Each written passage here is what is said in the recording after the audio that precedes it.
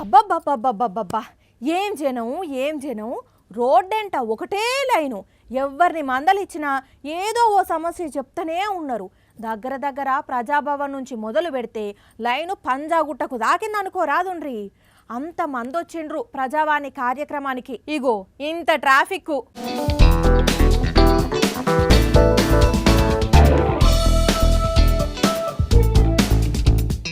ఇగో ఇంత పొడుగు లైను.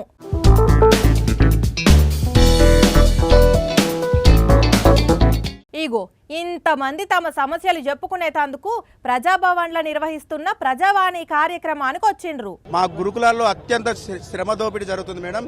ఏ విధంగా న్యాయం చేయాలి, లేకుంటే మా భవిష్యత్ అనేది అంధకారంలో పడాల్సి వస్తుంది. మా కుటుంబాలంతా కూడా రోడ్ల మీదకి వస్తున్నాము. బీసీలో చేసే గెస్ట్ ఫ్యాకల్టీకి భద్రత కల్పించండి.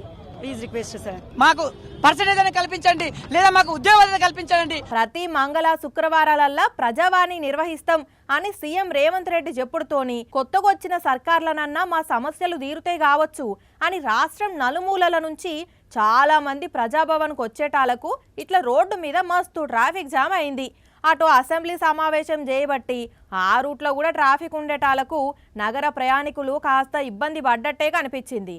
మరి ఇంతింతమంది ప్రతిసారి వస్తే చాలా ఇబ్బంది అవుతుంది కాబట్టి ఏ జిల్లాలది ఆ జిల్లాలనే పెడతారో, లేదంటే ఇట్లనే కంటిన్యూ చేస్తారో కానీ ఈ ప్రజావాణి చేయబట్టి ట్రాఫిక్ కష్టాలు అయితే ఎక్కువైతున్నాయి.